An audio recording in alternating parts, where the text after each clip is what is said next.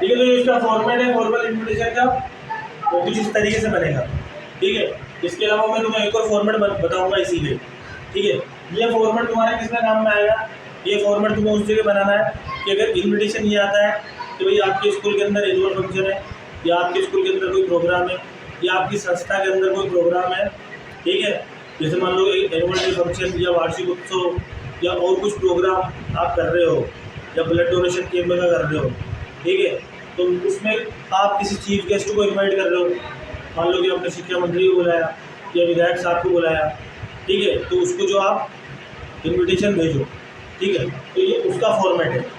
एक वो जो अपन शादी और कार्यक्रम के अंदर वो जो फॉर्मेट है ना, किसी बच्चे का बर्थडे और वो फॉर्मेट कोई का कुछ अलग फॉर्मेट बनेगा। ठीक है। वो है तो बिल्कुल सेम 80% सेम ही है, बस ये कि कुछ एक जो है इसके अंदर और उसके अंदर किसी एक दो बातों का डिफरेंस है उसके अंदर।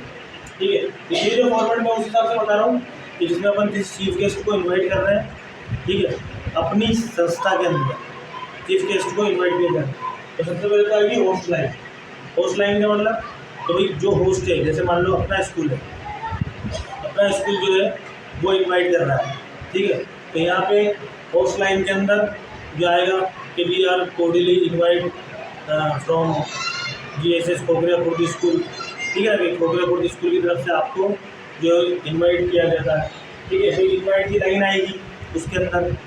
इन्वाइट लाइन में आप जो है और कुछ शब्द जो है बड़ा चढ़ा करके आमंत्रण के लिए, उसे प्लीज़ करने के लिए, खुश करने के लिए एक दो लाइनें जैसे लिखी हुई होती है ना निमंत्रणों के अंदर, जिससे कि व्यक्ति जो है वो उसे पढ़ने में अच्छा लगता है और खुश हो जाता है वो।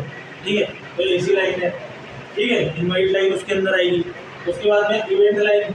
इवेंट लाइन का मतलब अब यहाँ पे आएगा कि वो इवेंट, ये प्रोग्राम जो है वो कहाँ पे आयोजित हो। ठीक है। वो आएगी इवेंट लाइन की, क्या प्रोग्राम है, क्या प्रोग्राम है कि भाई एनुअल डे फंक्शन है तो या एनुअल डे फंक्शन।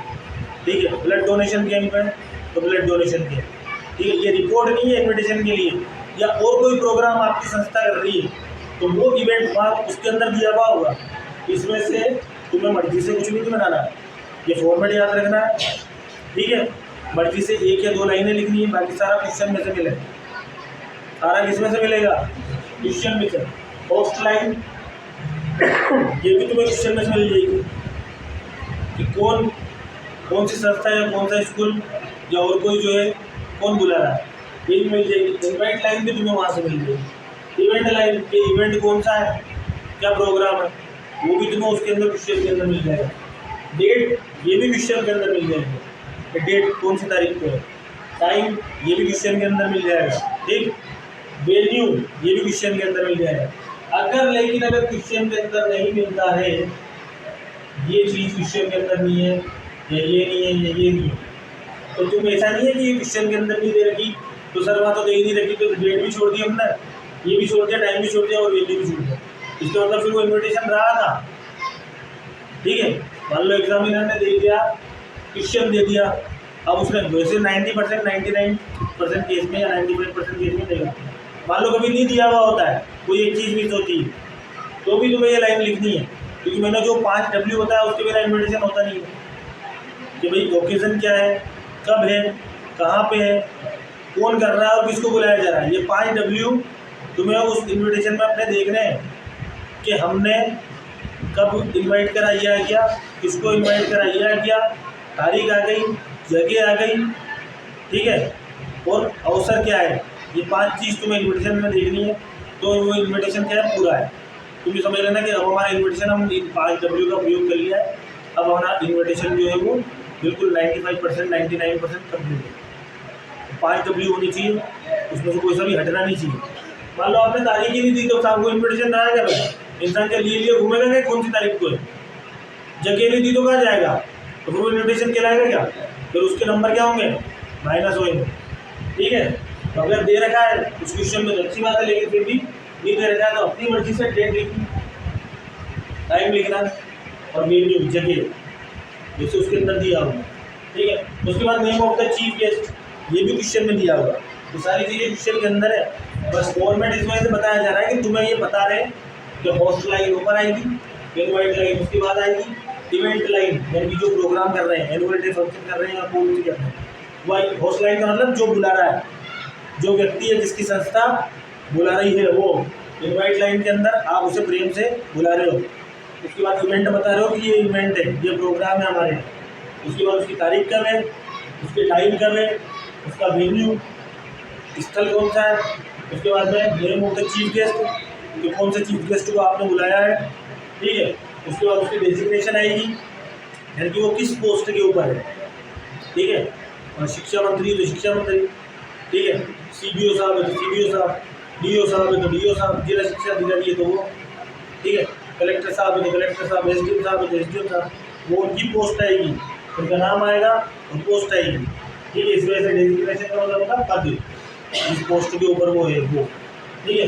उसके बाद इस कंसेंट, ठीक है। इस कंसेंट मतलब यानी कि उनका जो है रिप्लाई, उनका भी कि हाँ भाई आप बिल्कुल हमारे यहाँ जो है अस्सी नंबर से आप प्रधान, ठीक है। और उसके बाद यहाँ पे RSVP, यहाँ पे जो आपकी जो संस्था की जो मेन बॉस है, ठीक है, उनका यहाँ पे नाम आएगा, उनके यहाँ पे मोबाइल नंबर आएंगे। और नोट में अगर कोई इंस्ट्रक्शन, अगर कोई संस्था देना चाहती है तो स्पेशल इंस्ट्रक्शन कि भाई सभी स्टूडेंट्स को इतनी बजे आना है, यूनिफॉर्म के अंदर आना है या इस तरीके से आना है, तो वो स्पेशल इंस्ट्रक्शन जो है वो यहाँ पे लिख सकते हो। नहीं लिखते हो तो भी कोई बात नहीं, बाकी लेकिन ये जो यहाँ तक का फॉर्मेट है ये पूरा पूरा होना चाहिए, ठीक है।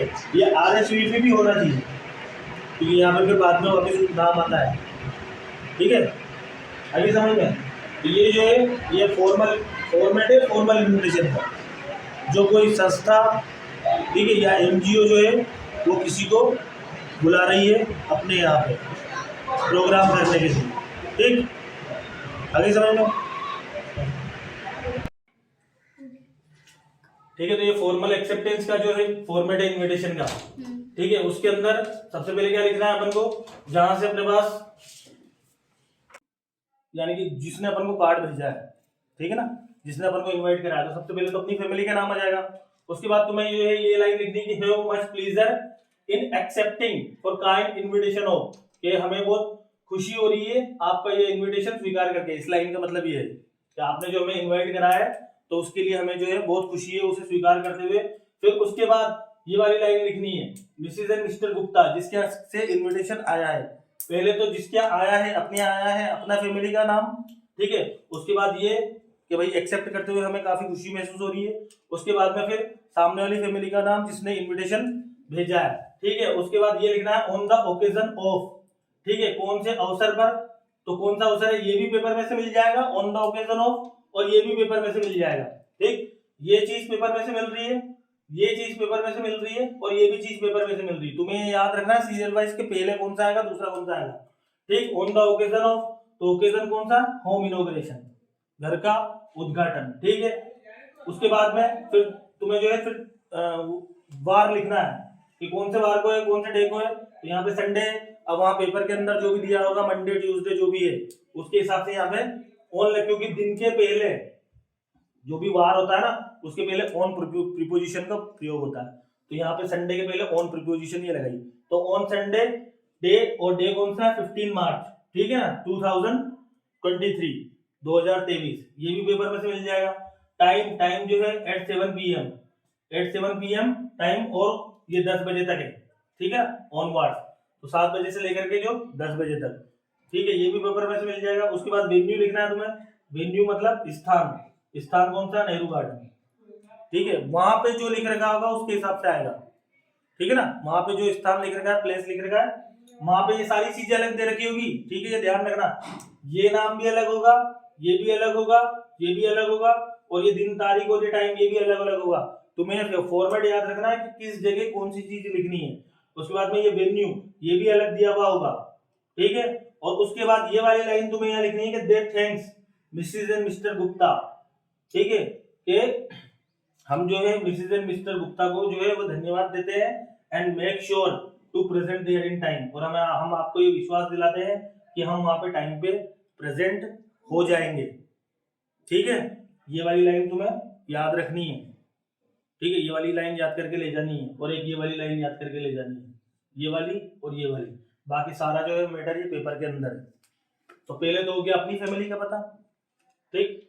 उसके बाद में ये वाली line, you have much pleaser in accepting for kind invitation, ये टूटी फूटी याद हो, जैसी भी याद हो इसी कर लेना, ठीक है। उसके बाद में फिर जहाँ से अपन को कार्ड आया, इनवाइट किया गया, उसका पता, फिर ऑन द ओकेजन ऑफ, उसके बाद में वो मौका आएगा कि किस मौके पे इनवाइट किया गया है।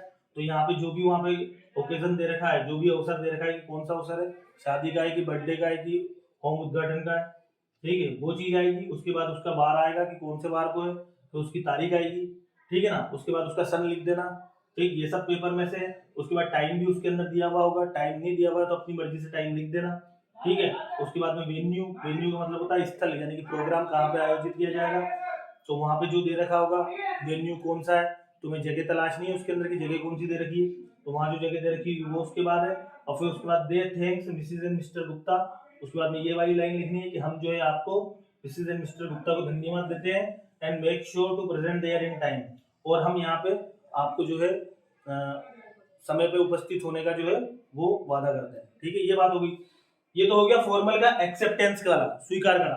अब मान लो कि अपन ने रिफ्यूज कर दिया उसको, रिफ्यूजल का, कि भाई मैं नहीं आ सकता हूँ, ये तो एक्सेप्टेंस का फॉर्मेट है। अब अपन ने बोल दिया कि मैं उस कार्यक्रम में उपस्थित नहीं हो सकता हूँ, तो उसमें कुछ भी नहीं होएगा, बस तुम्हें क्या करना है, एक तो ये चीज हटा देनी है इन एक्सेप्टिंग, ठीक, एक तो ये चीज हटा देनी है, ठीक है। उसके बाद में यहाँ पे ये चीज हटा देनी है, ये वाली लाइन, बाकी पूरा ऐसे कैसे रहेगा, ये वाली लाइन हटा करके और ये वाली लाइन हटा करके, और तुम्हें लिखना है कि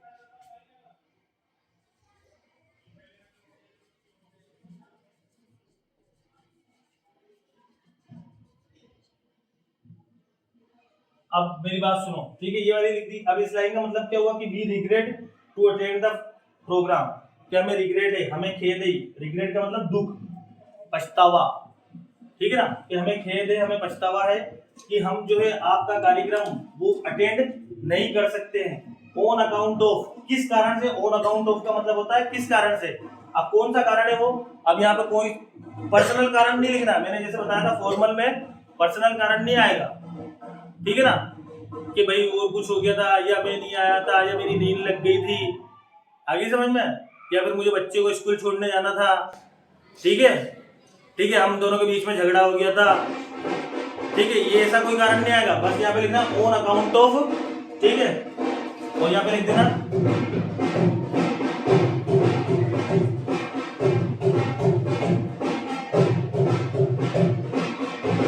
सम पर्सनल प्रॉब्लम, कुछ व्यक्तिगत समस्या, आगे समझ में। अब यहाँ पे कारण बाकायदा नहीं बताना, ये कारण किसमें बताएंगे, ये इनफॉर्मल लेटर के अंदर बताएंगे, फॉर्मल लेटर के अंदर उसे कारण नहीं बताना, बस ये लिख दिया कि सम पर्सनल प्रॉब्लम, ठीक है ना। या अगर ये भी नहीं लिखो तो on account of busy schedule, ये उस दिन मैं बिजी हूँ, क्या हूँ मैं उस दिन बिजी हूँ, ठीक है ना, तो ये चीज आ जाएगी उसके। फॉर्मल लेटर अगर आता है उसके अंदर, तो रिफ्यूजल के अंदर कि आप जो मना कर रहे हो कि मैं जो हूँ प्रोग्राम में उपस्थित नहीं हो सकता, तो उस फॉर्मेट के अंदर तुम्हें क्या करना है, जो एक्सेप्टेंस वाला जो तुमने याद करा है उसके अंदर सिर्फ एक बदलाव करना है कि यहाँ से एक्सेप्ट वाला चीज हटा देनी है, ठीक है। यहाँ पे जो एक लाइन तुमने एक्सेप्टिंग वाली लिखी थी वो लाइन हटा देनी है, और उसके बाद जो नीचे नीचे वाली लाइन है, ठीक है, उसको चेंज कर देना है, ठीक है। बाकी सारा ऐसा कैसे रहेगा, ये चीज तुम्हें पेपर में से मिल जाएगी। मिसिस एंड मिस्टर शर्मा, अपने यहाँ पे इनविटेशन आया है, तुम्हारा नाम दिया गया होगा पेपर के अंदर कि you are Mrs and Mr, ठीक है, तुम्हारा जो भी नाम दिया गया है पेपर में दिया हुआ होगा, ठीक है ना, तो वो तुम्हें तुम्हारा नाम लिखना है, यू नहीं कि उल्टा सीधा कर दो कि इसकी जगह ये लिख दो ना इसकी जगह ये लिख दो, ठीक है, यू आर, ठीक है। तो सबसे पहले जो है वो तुम्हारा ही नाम दिया गया होगा, इनवाइट करने वाले का नाम बाद में दिया जाएगा, पेपर के अंदर जो सबसे पहले जो नाम दे रखा होगा वो किसका दे रखा होगा, तुम्हारा, कि तुम ये हो। ठीक है, पेपर आता है ना कि you are Rakesh, you are फलाना और यू आर मोहन, जो भी आता है सबसे पहले तुम्हारा ही नाम दिया गया होगा। तो यहाँ पे तुम्हें इनवाइट किया जा रहा है, तो जो भी तुम्हारा फैमिली का नाम दे रखा है वो, तो सबसे पहले वो लिखना है अपन को, मिसेज एंड मिस्टर। उसके बाद much pleaser for kind invitation हो, कि हमें बहुत खुशी मिल रही है कि आपने हमें इन्वाइट करा। ठीक है, उसके बाद में उस फैमिली का नाम जिसने अपन को इन्वाइट करा है, जिसके घर के अंदर प्रोग्राम है, उस फैमिली का नाम आएगा। उसके बाद प्रोग्राम क्या है, ऑन द ओकेजन ऑफ। ठीक है, ये भी तुम्हें पेपर के अंदर मिल जाएगा। ठीक है, प्रोग्राम क्या है, वो प्रोग्राम भी तुम्हें पेपर के अंदर मिल जाएगा। प्रोग्राम कौन सा है, जो भी दे रखा होगा, घर का उद्घाटन है या शादी है या बर्थडे है या और कुछ है, जो भी उसके अंदर दे रखा है, तो वो ऑन ओकेजन के बाद नीचे वाली लाइन में आएगा। ठीक है, उसके बाद वार कौन सा है, ये भी पेपर के अंदर मिल जाएगा। ठीक है, दिन कौन सा है, ये भी पेपर के अंदर मिल जाएगा। ठीक है, सन भी पेपर के अंदर मिल जाएगा। उसके बाद में एट टाइम, ये भी पेपर के अंदर दिया हुआ होगा, ये भी पेपर के अंदर दिया होगा। ऑन वार्स, उसके बाद में वेन्यू। ठीक है, वेन्यू जो है स्थल, कहाँ पे प्रोग्राम किस जगह हो रहा है, ये भी पेपर के अंदर दिया हुआ होगा। ठीक है ना,